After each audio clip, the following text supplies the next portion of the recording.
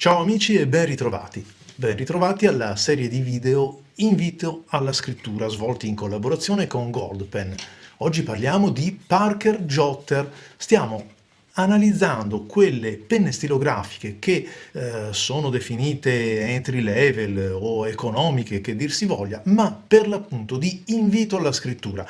Molto spesso racchiudono nella loro economicità, chiamiamola semplicità, delle buone soluzioni dal punto di vista dello strumento di scrittura e a volte anche, molto spesso, delle belle sorprese. Parker, non ha bisogno di presentazione, è un marchio molto noto. La confezione è un cartonato e già questo ci fa capire che c'è un desiderio di allinearlo, insomma, alle gamme più importanti, quando invece sappiamo che allo stesso prezzo altri produttori presentano soltanto dei blister dove mettono la penna, talvolta insomma anche molto economici e un po' sfrontati. Qui invece anche la colorazione simil dorata ci predispone alle buone aspettative. Eccola qui la penna nelle nuove colorazioni, ho scelto quella azzurra che mi piace molto. Cosa troviamo all'interno della confezione? La penna e la cartuccia ancorate. Qui sotto abbiamo qualcosa con un po' di, senza voler rovinare niente, troviamo persino le istruzioni, la garanzia ovviamente, quindi tutto in perfetto stile Parker. Bene, mi piace molto. Ma quello che ci interessa di più è andare a provare la penna, la cartuccia di cortesia che tra un po' utilizzeremo. Mettiamo via l'astuccio, eccola qua.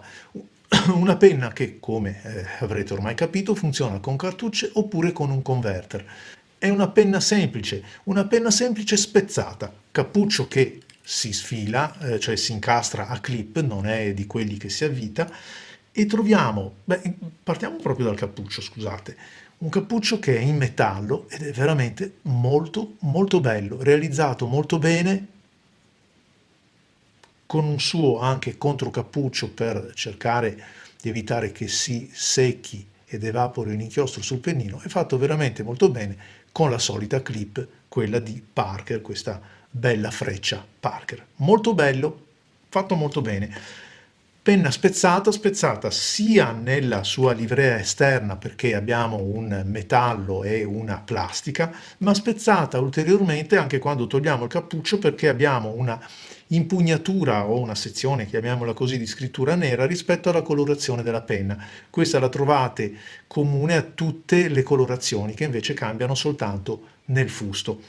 Bella la ripresa con questi 2-3 anellini, con questi segmenti che portano al pennino. Anche in questo caso abbiamo una gradazione M, un pennino che è anche bello a vedersi. Non è un pennino grande, ma è fatto bene, un po' con le geometrie e con l'eleganza che Parker attribuisce anche ad altre penne. Capisco anche che c'è una ricerca e una cura in questo perché la filettatura, sebbene in plastica, chiude bene, non dà la sensazione di prodotto economico o perlomeno molto economico, perché la sezione, come potete vedere, del fusto c'è, ecco, non è esile, non è proprio risicata che fa tremare quando si chiude, c'è e funziona bene. Mettiamola alla prova. Come sono questi pennini Parker? Innanzitutto è un pennino medio, vero? È un pennino che, come tutti i Parker, è un pennino che è molto arrotondato, molto amichevole, insomma si fa presto amicizia con questi pennini. Parker Jotter.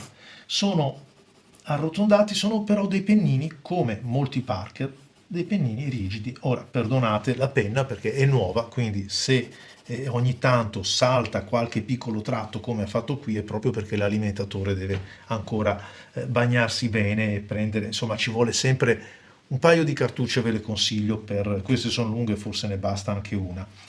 Allora, questo è un pennino medio.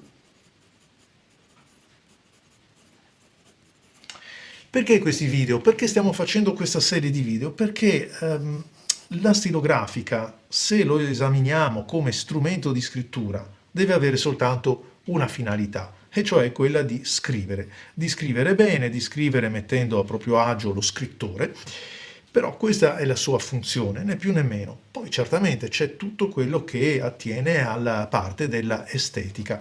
Allora sulla parte estetica e non in quella funzionale che abbiamo appena descritto, su quella funzionale, ve l'ho detto, quella estetica è chiaro che da qui in su il pennino può essere quindi d'oro, bicolore, grande, ancora più grande, il fusto può essere tempestato di diamanti, insomma questo poi riguarda squisitamente l'aspetto e anche il gusto personale, però dal punto di vista della scrittura queste sono penne che fanno benissimo il loro lavoro. Scusate che io parlo e scrivo e poi mi scrittura anche velocemente, guardate come si lascia scrivere senza fare... È una bella penna, va benissimo. E poi non dimentichiamolo, mi pare non arrivi nemmeno a 20 euro il costo di una penna, di una cartuccia, e non dimentichiamo una penna Parker. Questo è un pennino M, vi lascerei effettivamente la scelta su questi due M oppure F. L'F è un pochettino più ristretto, però funziona così bene, lavora così bene il pennino M che insomma io mi terrei su questo per cominciare. Credo di essere stato dentro i 5 minuti, spero di sì. E allora un caro saluto a tutti amici con la Parker Jotter e ai prossimi video. Ciao!